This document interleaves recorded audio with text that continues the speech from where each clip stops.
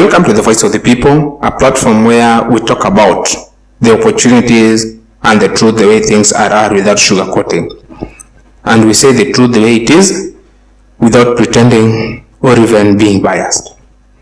Today's topic, we are going to look at the opportunities.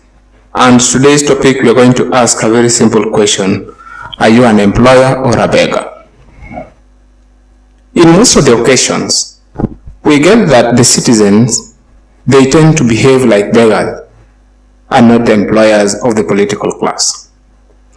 In real sense, when we look at the political class, they are supposed to be the servants of the people. And do they do that? Your answer is good as mine.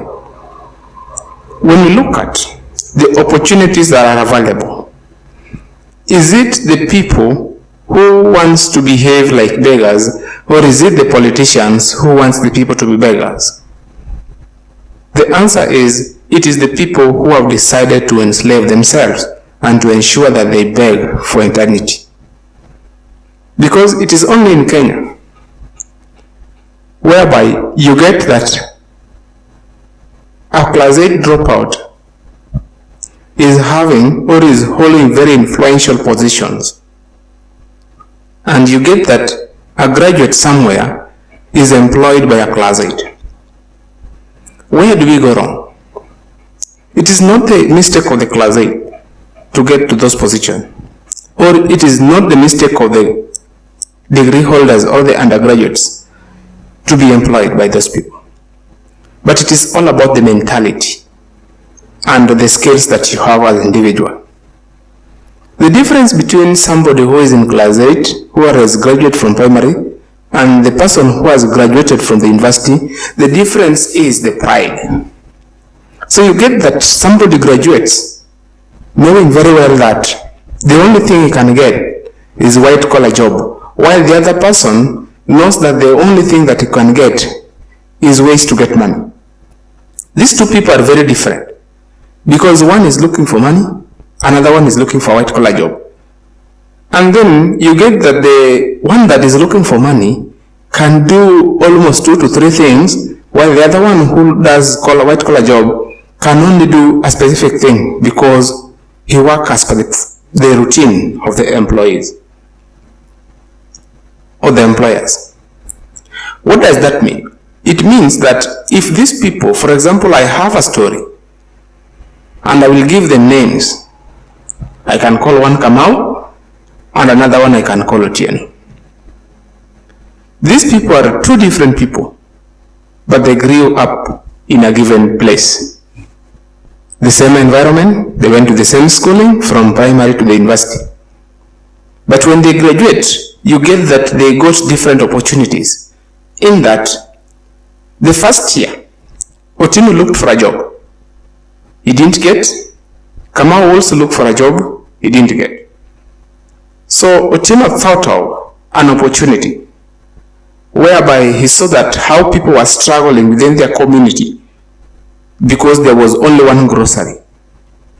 He saw that as an opportunity. He started buying the vegetables and selling to the people. While Kamau started photocopying the documents, looking for white-collar jobs. Kamau got jobs ahead of Otieno because there is this thing called connection.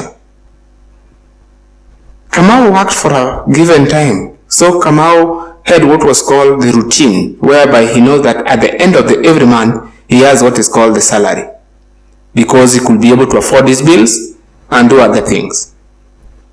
At that particular point, Otieno was also struggling. So what happened is that in the long run, after 2 to 3 years, we get that now Otieno had opened a small store while Kamau had also been promoted. So here comes a case when they were looking at 10 years.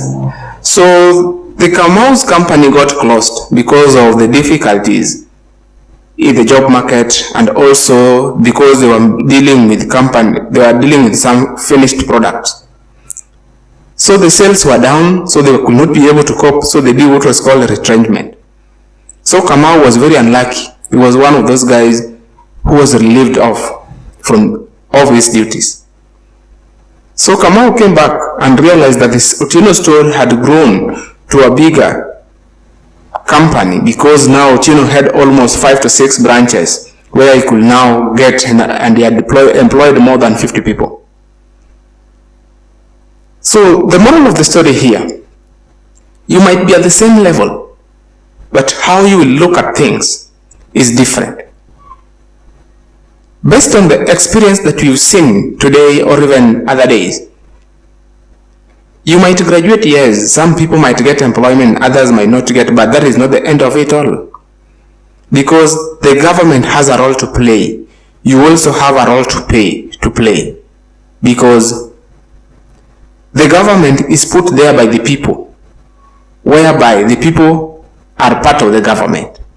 So, in as much as the government is providing the solutions to our problem, we as individuals, we must also look for ways in which we can provide for ourselves, because we realize that the opportunities are limited, but the number is growing big and our demands are also growing.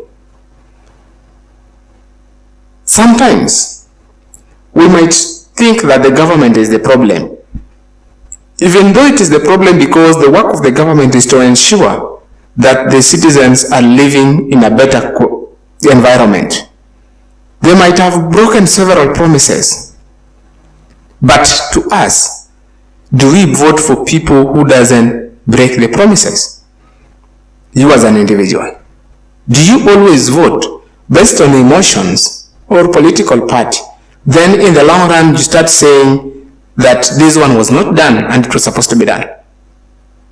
If that is the case, then the government is not the problem. You are the problem. And the only way to sort that kind of problems is by ensuring that you move from point A to point B, being that you stop voting people to office based on the ethnicity, religion, or even the promises. Look at what this person is supposed to do, their roles. I might tell you that I want to be, or I'm going to build a road as an MP. But remember, the roles of the MP are only 3 major ones: oversight, representations, and lawmaking. Those 3 are the only roles that, according to the Kenya 2010 Constitution, are the roles of the MP. There are only 2 people who can have manifesto and implement it in this country. Those people are only the governor and the president.